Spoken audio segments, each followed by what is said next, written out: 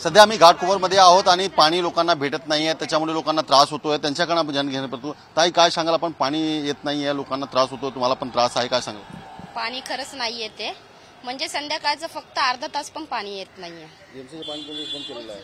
हा, बंद केलेले, बहुतेक कमी येते। किती त्रास आहे? बहुतेक म्हणजे सकाळचं आणि संध्याकाळचंच येतं, दिवसभराचं पाणी नाही येते। ते पण संध्याकाळचं पुरं पाणी नाही मिळते, फक्त 15-20 मिनिटच पाणी मिळतंय। आणखी लोक आहे जे इथे एकत्र झालेले आहेत, काय सांगाल आपण? पाणी नाही भेटतंय, खूपच त्रास येतोय। मग बीएमसीचं पाणी भेटत नाही आम्हाला, कोणाला पण विचारलं तर बोलता बीएमसीनी पाणी नाही सोडले, बीएमसी सोडत नाहीये, बीएमसी हे करते तसं असं आम्हाला काही पण सांगत असतात।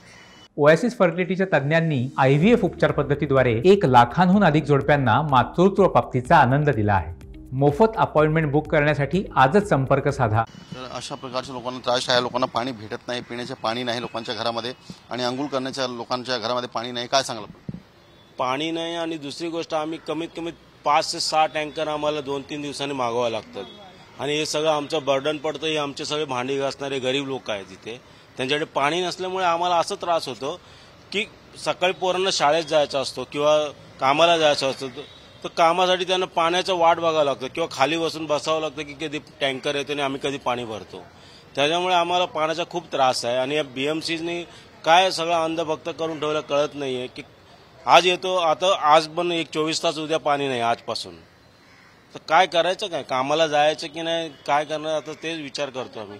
15-15 दिवसांनी प्रॉब्लेम येतो आम्हाला। असं लोकांच्या म्हणण्याप्रमाणे दर 15 दिवसामध्ये पाण्याच्या मोठ्या प्रमाणात प्रॉब्लेम होत आहे, आणि बीएमसीने 2 दिवसासाठी 1 दिवसासाठी 24 तास पाणी येणार नाही अशा सांगताय लोकांना, आणि लोकांना खूप त्रास होतोय। लोकांना मुलांना लहान मुलं शाळेत जायचे आहेत, लोकांना सुद्धा पाणी भेटत नाहीये, पाण्यामुळे लोकांना मोठा त्रास सहन करावा लागतोय।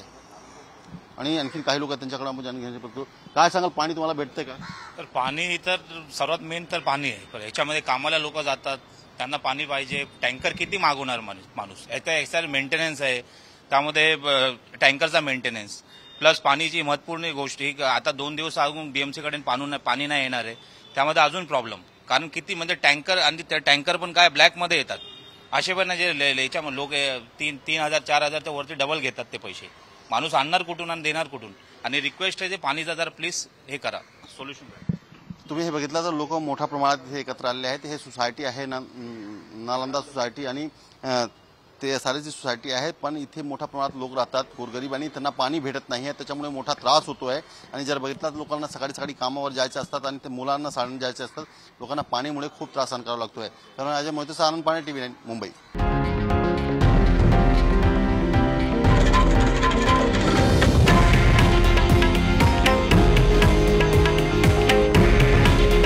हे आहे देशातील नंबर 1 न्यूज नेटवर्क, आणि आपण पाहत आहात TV9 मराठी। काळजी तुमची, हित महाराष्ट्राचं।